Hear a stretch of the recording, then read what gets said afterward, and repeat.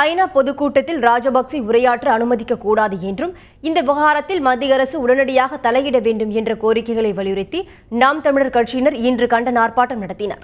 இதுகுறித்து நாம் தமிழர் அமைப்பின் ஒருங்கிணைப்பாளர் சீமானுடன் எமது செய்தியாளர் சாந்தி நடத்திய நேர்காணலை இப்போது பார்க்கலாம். என்ன காரணத்தை வலியுறுத்தி இந்த கண்டன ஆர்ப்பாட்டம் இப்போது நடைபெற்றுக் கொண்டிருக்கிறது? எமது இனத்தை கொன்ற இனப்படுகொலையாளன் ராஜபக்சேயை ஐநா மன்றத்திற்குள் பேச அனுமதிக்க கூடாது என்று ஐநா மன்றத்தையும் வலியுறுத்துறோம்.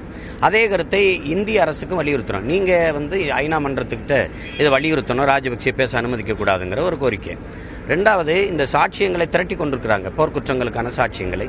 அது புலம்பெயர்ந்த தேசங்களில் வாழ்கிற எமது மக்கள்கிட்ட மட்டும் திரட்டினா போதாது, இங்கே தமிழகத்தில் தஞ்சம் புகுந்திருக்கிற எமது மக்களிடத்திலையும் போரின் பேரழிவுக்கு பிறகு இங்கே தஞ்சம் புகுந்திருக்கிற எமது மக்களிடத்திலையும் நீங்கள் சாட்சியங்களை திரட்டணுங்கிற கோரிக்கையை நாங்கள் வைக்கிறோம்.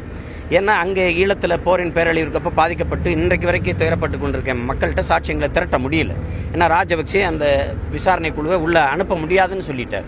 அப்போ இங்கே பெரும் எண்ணிக்கையில் வாழ்கிற தாய் தமிழ் உறவுகள் தமிழகத்தில் இருக்கிற ஏதிலிகள்கிட்டையும் நீங்கள் சாட்சியங்களை பெறணும் அப்படிங்கிற கோரிக்கையை முன் வச்சு தான் நாங்கள் ஏற்கனவே ஒரு பட்டினி போராட்டத்தை முன்னெடுத்தோம். இப்போ இந்த தொடர் ஆர்ப்பாட்ட போராட்டம் 26ஆம் தேதி மறுபடியும் மீண்டும் ஒரு பட்டினி தொடர் முழக்க போராட்டத்தை முன்னெடுக்க இருக்கு.